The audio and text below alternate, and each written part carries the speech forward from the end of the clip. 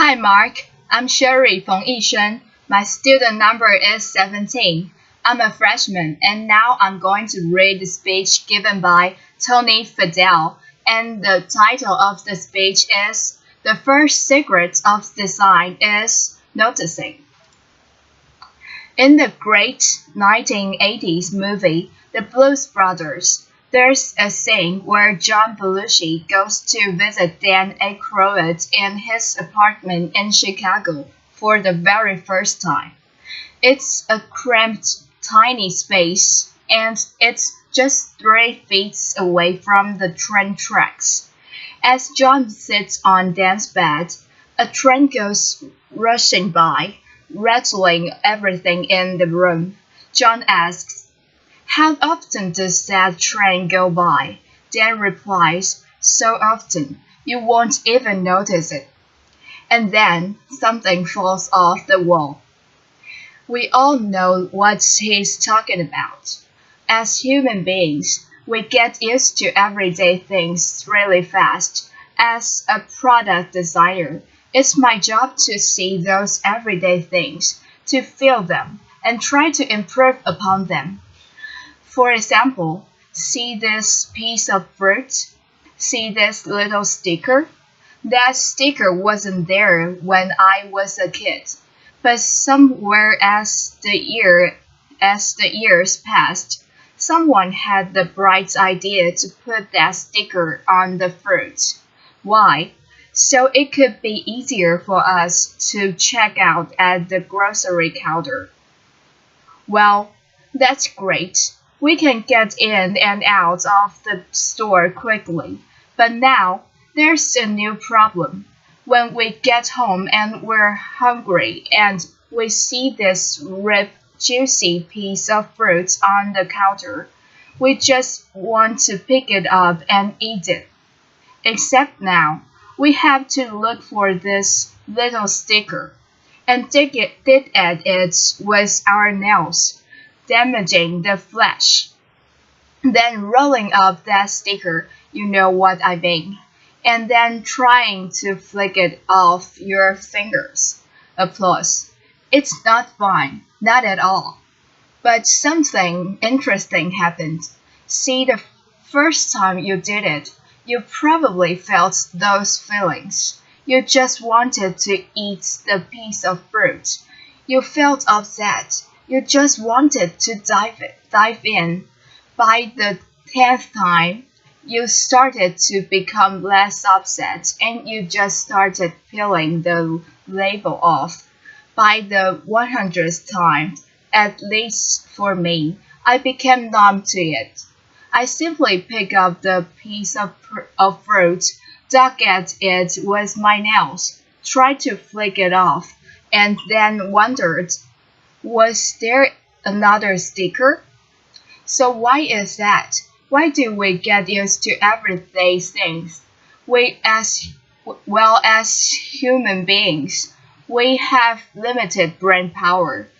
And so our brains encode the everyday things we do into habits so we can free up space to learn new things.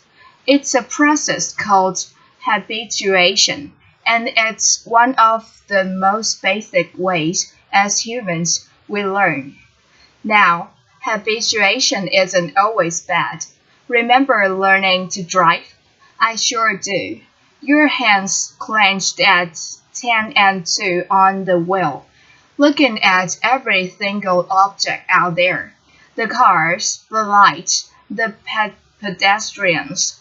It's a nerve-wracking experience. So much so that I couldn't even talk to anyone else in the car and I couldn't even listen to music. But then something interesting happened. As the weeks went by, driving became easier and easier. You, you habituated it. It started to become fun and second nature. And then you could talk to your friends again and listen to music. So there's a good reason why our brains habituate things. If we didn't, we'd notice every little detail all the time. It would be exhausting, and we would have no time to learn about new things. But sometimes habituation isn't good. If it stops us from noticing the problems that are around us, well, that's bad. And if it stops us from noticing and fixing those problems, well, then that's really bad. Comedians know all about this. Jerry Seinfeld's entire entire career was built on noticing those little details, those idiotic things we do every day that we don't even remember. He tells us about the time he visited his friends and he just wanted to take a comfortable shower. He'd reach out and grab the handle and turn it slightly one way, and it was 100 degrees too hot. And then he'd turn it the other way, and it was 100 degrees too cold. He just wanted a comfortable shower. Now, we've all been there. We just don't remember it. But Jerry did. And that's a comedian's job. But designers, innovators, and entrepreneurs, it's our job to not just notice those things, but to go one step further and try to fix them. See this? This person, this is Mary Ann Anderson in 1902 in New York City. She was visiting. It was a cold, wet, snowy day, and she was warm inside a streetcar. As she was going to her destination, she noticed the driver opening the window to clean off the excess snow so he could drive safely. When he opened the window, though, he let all this cold, wet air inside, making all the passengers miserable. Now, probably, most of those passengers just thought, it's a fact of life. He's got to open the window to clean it. That's just how it is. But Mary didn't. Mary thought, what if the driver could actually clean the windshield from the inside so that he could stay safe and drive and the passengers could actually stay warm. So she picked up her sketchbook right then and there and began drawing what would become the world's first windshield wiper.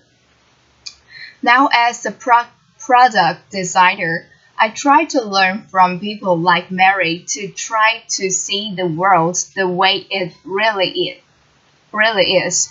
Now, not the way we think it is. Why? Because it's easy to solve a problem that almost everyone sees, but it's hard to solve a problem that almost no one sees. Now, some people think you're born with this ability or you're not, as if Mary Anderson was hardwired at birth to see the world more clearly. That wasn't the case for me. I had to work at it. During my years at Apple, Steve Jobs challenged us to come into work every day to see our products through the eyes of the customer, the new customer, the one that has fears and possible frustrations and hopeful exhilaration that their new technology product could work straight away for them. He coded saying beginners and wanted to make sure that we focused on those tiny little details to make them faster, easier, and seamless for the new customers. So I remember this clearly in the very earliest days of the iPod. See, back in the 90s, being a get gadget freak like I am, I would rush out to the store for the very latest gadgets. I'd take all the time to get to the store. I'd check out. I'd come back home. I'd start to unbox it. And then there was another little sticker, the one that said charge before use. What? I can't believe it. I just spent all this time buying this product and now I have to charge before use. I have to wait what felt like an eternity to use that co- coveted new toy. It was crazy. But you know what? Almost every product back then did that. When it had batteries in it, you had to charge it before you used it. Well, Steve noticed that, and he said, "We're not going to that happen to our product." So what did we do? Typically, when you have a product that has a hard drive in it, you run it for about 30 minutes in the factory to make sure that hard drive's going to be working years later for the customer after they pull it out of the box. What did we do instead? We ran that product for over 2 hours. Why? Well, first off, we could make a higher quality product, be easy to test, and make sure it was great for the customer. But most importantly, the battery came fully charged right out of the box, ready to use, so that customer, with all that acceleration, could just start using the product. It was great, and it worked. People like it. Today, almost every product that you get that's battery powered comes out of the box fully charged. Even if I even if it doesn't have a hard drive. But back then, we noticed that detail and we fixed it. And now everyone else does that as well. No more charge before use. So why am I telling you this? Well, it's seeing the invisible problem, not just the obvious problem. That's important, not just for product design, but for everything we do. You see, there there are invincible problems all around us.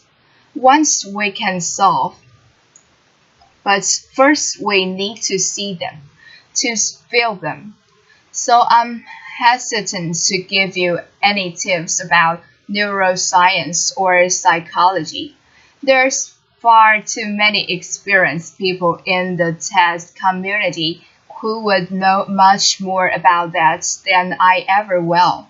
But that may leave you with a few tips that I do, that we all can do to fight habituation.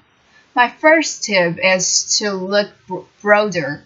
You see, when you're tackling a problem, sometimes there are a lot of steps that lead up to that problem, and sometimes a lot of steps after it. If you can take a step back and look broader, maybe you can change some of those boxes before the problem. Maybe you can combine them. Maybe you can remove them altogether to make that better. Take thermostat, for instance. In the 90s, when they first came out, they were really simple to use. You could turn them up or turn them down. People understood them. But in the 1970s, the energy crisis struck, and customers started thinking about how to save energy. So what happened? Thermostat designers decided to add a new step. Instead of just turning up and down, you now had to program it. So you could tell it's the temperature you wanted at a certain time. Now that seemed great. Every thermostat had started adding that feature. But it turned out that no one saved any energy. Now, why is that? Well, people couldn't predict the future. They just didn't know how their weeks would change seasons to season, year to year. So no one was saving energy. And what happened? Thermostat designers went back to the drawing board and they focused on that programming step. They made better UIs. They made better documentation. But still, years later, people were not saving any energy because they just couldn't predict the future. So what did we do? We put a machine learning algor- algorithm in instead of the programming. That would simply watch when you turn it up and down, when you like a certain temperature when you got up or when you went away. And you know what? It worked. People are saving energy without any programming. So it doesn't matter what you are doing. If you take a step back and look at all the boxes, maybe there's a way to remove one or combine them so that you can make that process much simpler. So that's my first tip. Look broader. For my second tip, it's to look closer. One of my greatest teachers was my grandfather. He taught me all about the world. He taught me how things were built and how they were repaired, the tools and techniques necessary to make a successful project. I remember one story he told me about screws and about how you need to have the right screw for the right job.